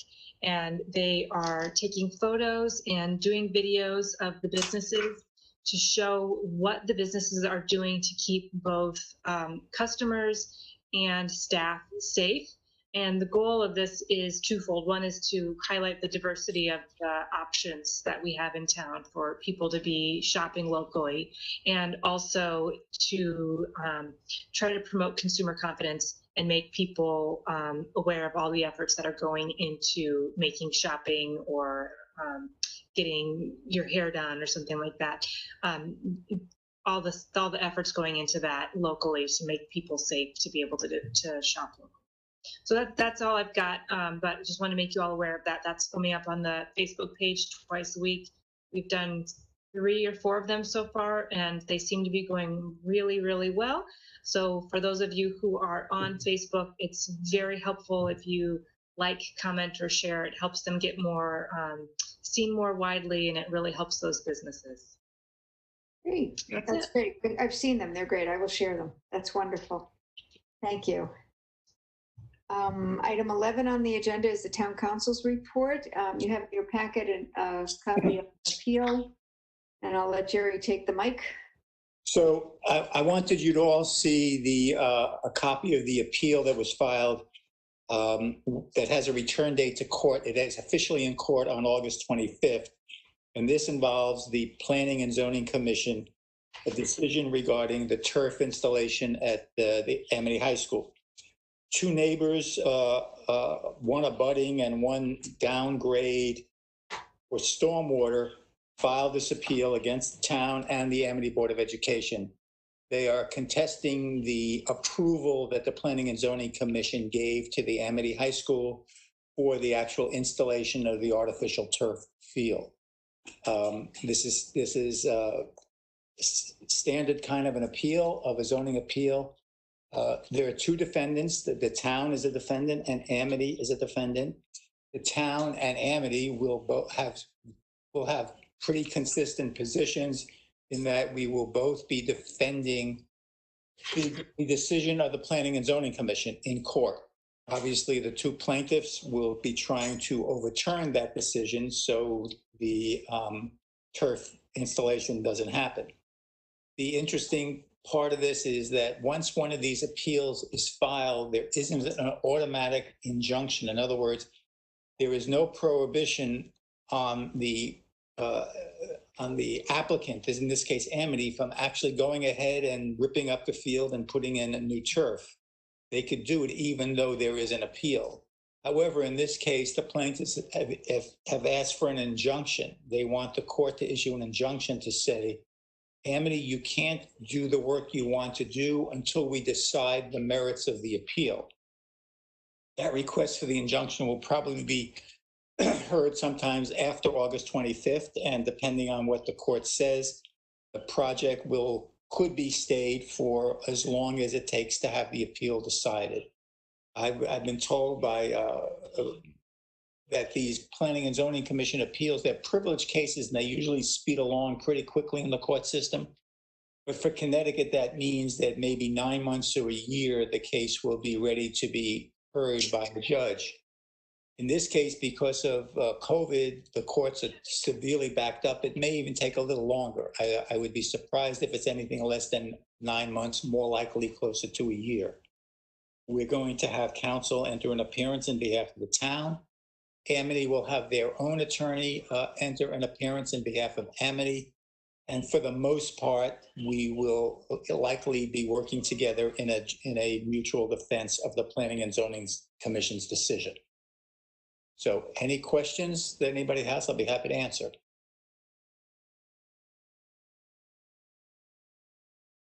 About that. Okay. So keep us updated and thank you for that. Thank you. Okay. Item 12 on the agenda is, you don't have anything else, Jerry, I'm sorry. You don't have anything else? That's it. That's Okay. it for me. No other. Okay, thank you very much. Item 12 on the agenda is the report of the Personnel Committee, and action is appropriate. The Personnel Committee met this morning at 11:30 virtually. And just to remind you again, the Personnel Committee members are Sandy, me, and Dwight Rowland, and Tony was in attendance as well as Tony Belinsky taking notes. And again, it was, as I said, through the Governor Lamont's executive order held virtually. And item 1 on the agenda was the discussion and motioning action regarding Public Works mechanic. And we discussed the applicant. We had a letter in our packet from Warren Connors asking us to approve hiring of this gentleman. The position is in the budget, and it was the unanimous recommendation of the Personnel Committee to hire Samuel Zumbar as full-time mechanic, Tony? Correct. Yep, at $31.01 per hour. He has, following completion of a background check and physical, and if that all goes through, he will begin his, as soon as it's finished, probably early September.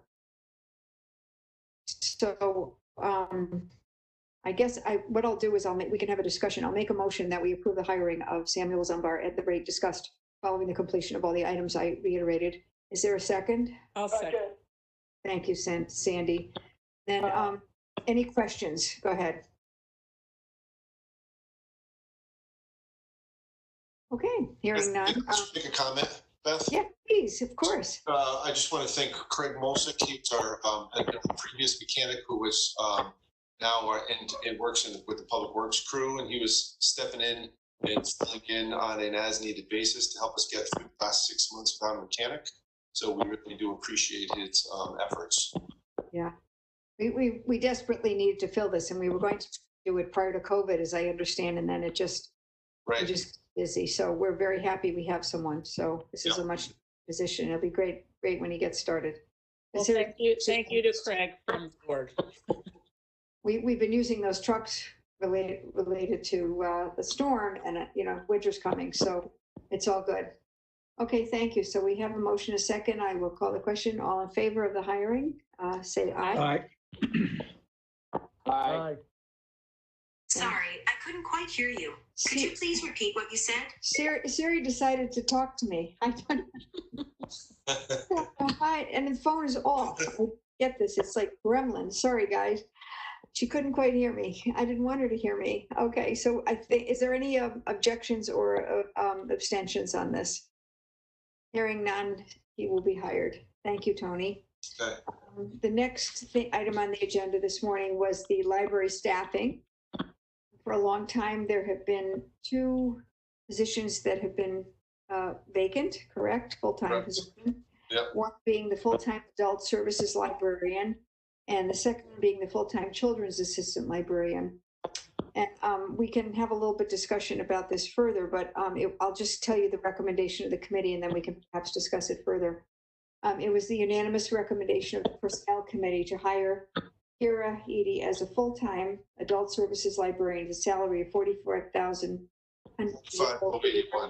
per year, correct. Both of these employees, by the way, are already part-time employees at the library, and they are both already, these full-time positions are already in our budget. The second one was to approve Emily Cantor as the full-time assistant librarian, a salary of $31,395 per year. And both of these would begin, if we approve it this evening, tomorrow, August 13th, 2020. And as I said, both of them are in the budget. So that was the recommendation of the Personnel Committee. And I would invite the Board of Selectmen to ask questions about both of these. And maybe Tony, you have something else to add in the middle, or Sandy or Dwight. Anyone have any questions about this? Okay. With that, I will call the question. We do have a motion? We do. No, we didn't do it yet. I'll make a motion that we hire them as discussed in the discussion. Is there a second? I Thank you, Sandy.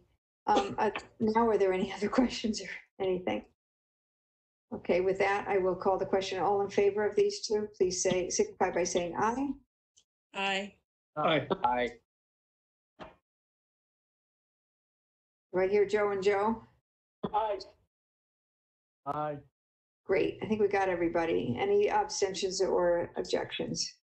Thank you very much, guys. So that will happen beginning tomorrow. Wonderful. Thank you. Let's see. Sorry. Item 13 on the agenda is the appointment of a Woodbridge Board of Education member to June 2021.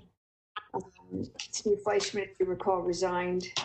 That position has been vacant, and it is much needed. They're very busy over there at the Board of Ed, doing all the things they have to do, and they're desperate to have someone fill that spot. So with that, I guess I would ask for nominations. Mika? Beth, I'll make a motion to nominate Laura Ferrente Fernandez. She's a former selectman. She's also a former educator and has been very active. She's currently, if I'm not mistaken, chairman of the COOPOP committee. So certainly qualified and has done a great deal for the town. And I feel that she'd be a good person for this particular position. Thank you. Is there a second? I'll second. Okay, thank you. Are there any other nominations? No other nominations. Okay, thank you. Yes, it's Joe Dye here. Hi, Joe. I just want to note for the record that, yes, we had a nomination. We were told that our nomination would not be acceptable and that the Democrats were going to decide to put their own person in this Republican slot, which I think is disappointing, but we're not going to make a nomination just to have that nomination disregarded. So yes, we have nomination, but we won't put that forward. Okay, thank you. Laura is a Republican, and it is a Republican spot. I want to make sure that's out there. Okay. Yes, Thank you. yes, it's a Republican slot being filled by the Democrat vote because the Democrats would not accept the Republican, and I haven't heard the Republican that the Republicans wanted to put up, and I haven't heard a substantive reason why they wouldn't do that. So I'm just noting that for the record. Okay, thank you. So I will now, go ahead. I think at this point, having someone who actually has educational experience will be very, very beneficial to that board. And I think it's looking for someone who will really instill confidence based on experience, and can actually help to augment the kind of perspective that's really needed on the board. So I really think Laura's an excellent candidate to move forward. Additionally, Sandy, I think her combination of being an educator and also having been on the Board of Selectmen, she understands where we're coming from and what some of our priorities and some of the challenges that we face as a Board of Select on the board and for the town. So I think that perspective also helps her in terms of being in that position. So. Totally agree. Okay, so that may all be the case. It's Joe Dye again. And I don't know that to be a case. Those are opinions, and that's fine.